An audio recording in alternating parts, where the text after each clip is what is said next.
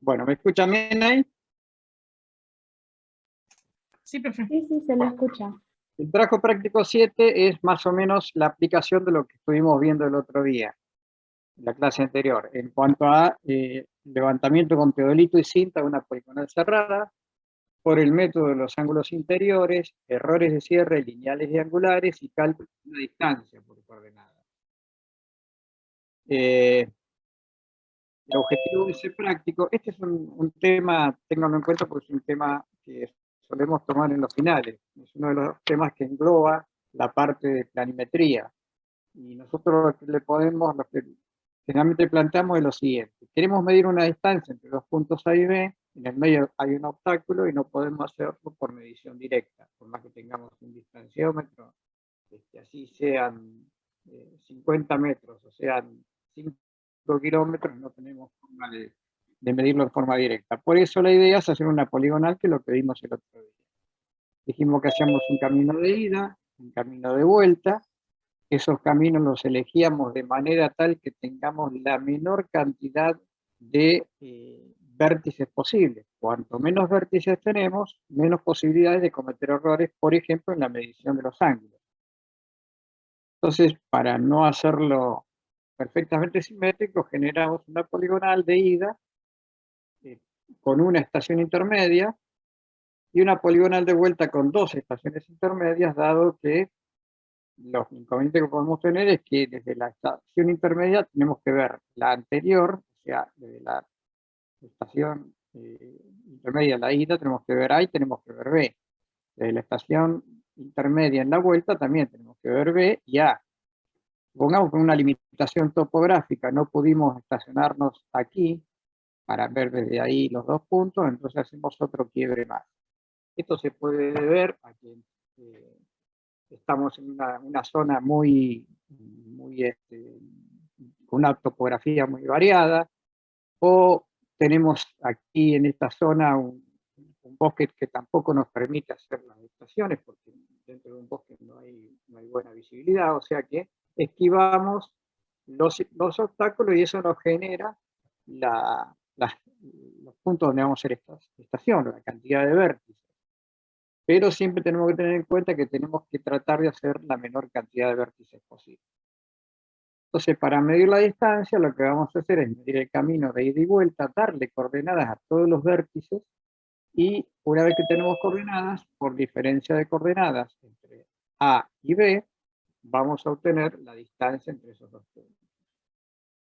Esto es más o menos lo que vimos en la clase pasada. Vamos a hacer un simple repaso. Lo primero que hacíamos era el cierre y compensación angular. Sabemos que los ángulos interiores de cualquier polígono tienen que sumar 180 por n-2, donde n es el número de vértices.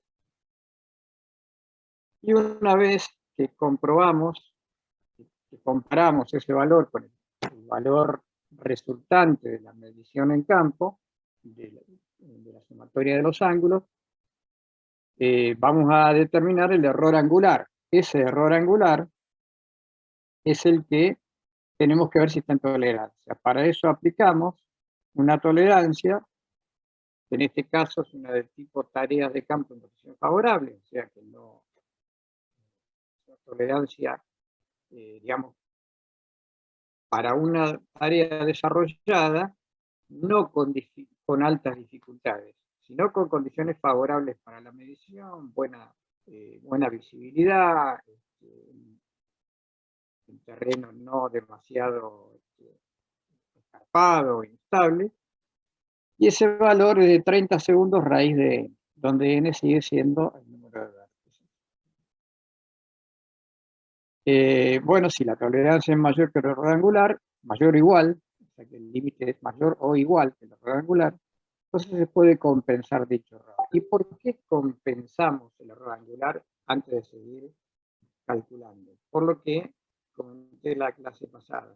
Nosotros, si no compensamos el error angular y hacemos que el polígono cierre perfectamente, en cuanto a los ángulos, lo que vamos a tener es que después le vamos a transmitir, como esos ángulos los vamos a usar para calcular los azimuth, y con los azimuth las proyecciones, y con las proyecciones las coordenadas, lo que le estaríamos transmitiendo si no compensamos el error angular, son los errores angulares a los errores lineales.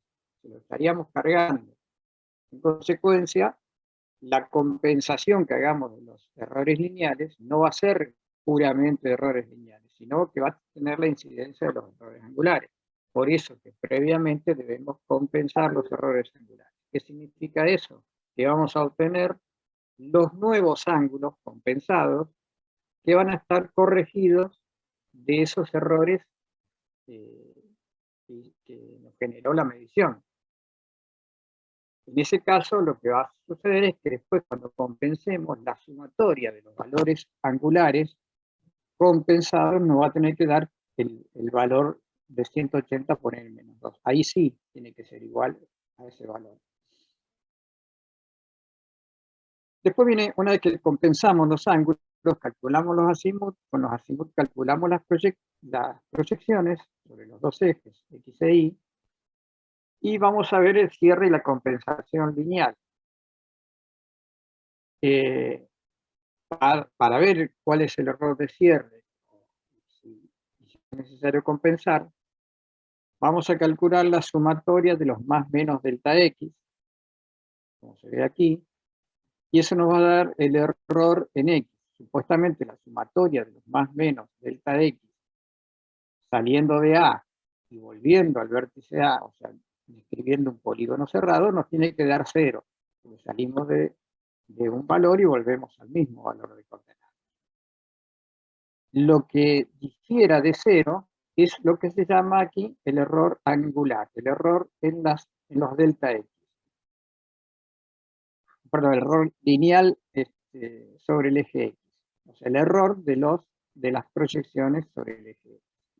Lo mismo hacemos con las proyecciones sobre el eje Y y vamos a tener el error en delta Y.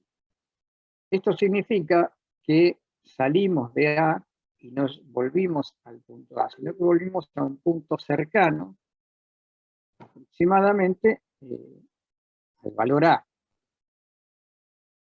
La diferencia entre el punto de salida y el punto de llegada es lo que se llama flecha de error.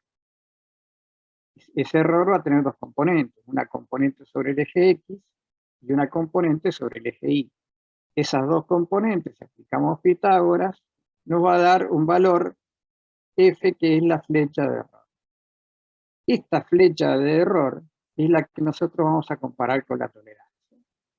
La tolerancia está preparada para aplicarla sobre la flecha de error. Hay otras formas de calcular las tolerancias o de calcular los errores, perdón, de calcular la compensación, que es lo que vamos a hacer después. En este caso, la forma más directa es compensar respecto del error en la flecha de error. Hay quienes compensan sobre las proyecciones, quienes compensan sobre las coordenadas, incluso hay métodos para después calcular las nuevas medidas de cada lado en función de las proyecciones compensadas. Eso para cálculos de topografía de una precisión mayor. Para nosotros lo importante es calcular la flecha de error y compensar comparando esa flecha de error con las tolerancias. Pero uno debe tener en cuenta que hay otras formas de compensar, que pretenden llegar a una mayor precisión, pero que no se justifica en una tarea de topografía. Donde estamos partiendo de la suposición que la Tierra dentro del radio de 25 kilómetros es plana. Esto siempre lo recuerdo para diferenciar la topografía de la geodesia o de alguna otra ciencia o una topografía más precisa. Entonces, una vez que calculamos la flecha de error mediante esta fórmula, la aplicación del teorema de Pitágoras, vamos a ver la tolerancia. Y la tolerancia será igual a, en este caso también para condiciones favorables, siempre las tolerancias lineales tienen que ser para las mismas condiciones que las tolerancias angulares. Tenemos una constante K1, que en este caso es, para este caso específico, es 0,020, una constante K2 por L, que es el perímetro, y una constante K3 para L cuadrado, que también es el perímetro elevado al cuadrado. Esto nos va a dar un valor que nosotros lo vamos a comparar con la flecha de error, y si estamos por debajo de ese error, vamos a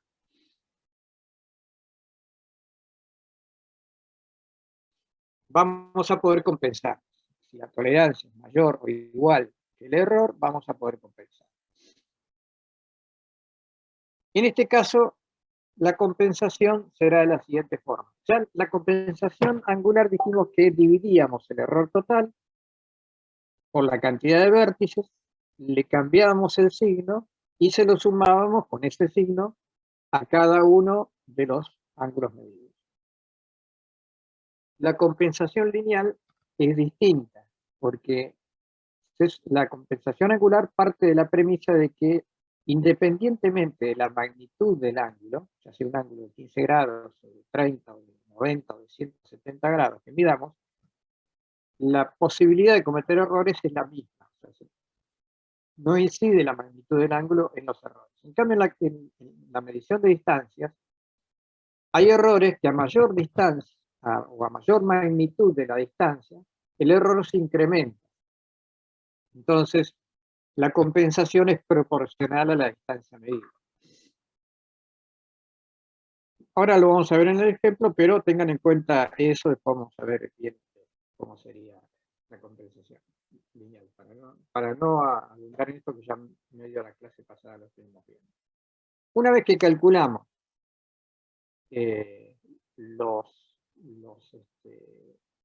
las compensaciones, se las sumamos a cada delta X o a cada delta Y y obtenemos las nuevas proyecciones delta X y delta Y compensadas.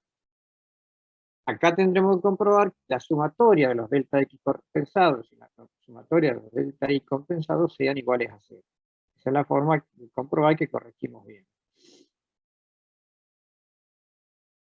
Una vez que compensamos los delta X y los delta Y, estamos en condiciones de hallar las coordenadas. Y una vez halladas las coordenadas, vamos a lograr, o vamos a tener las herramientas para hallar la distancia entre esos dos puntos que originalmente queríamos medir. Bueno, aquí están más o menos graficadas las situaciones. Por ejemplo, vemos ya la distancia entre A y D para el cual rodeamos el obstáculo mediante la poligonal cerrada. A, B, C, D, E, A, donde A y D son los puntos entre los cuales queremos hallar la distancia. Luego, en las tareas de medición, adoptamos un sistema de eje arbitrario o local, en el cual orientaremos el eje X de manera tal que el azimut que adoptaremos para el primer lado será de 70 grados, eso hacemos en el práctico, generalmente, y damos al vértice A las coordenadas 1000, 1000. Es decir, ¿qué hacemos? Decimos, nosotros podemos calcular las coordenadas dentro de un sistema general, para lo cual vamos a necesitar vincularnos a un sistema general de coordenadas, pero como el que tiene nuestro país. Pero si no nos interesa vincularnos a un sistema general de coordenadas, podemos hacer el cierre angular y lineal y podemos calcular las coordenadas y luego la distancia entre los dos puntos, tomando un sistema de coordenadas arbitrario. Porque a mí lo que me interesa es la distancia entre A y D, en este caso. No me interesa si este polígono está ubicado en los planos, ¿no?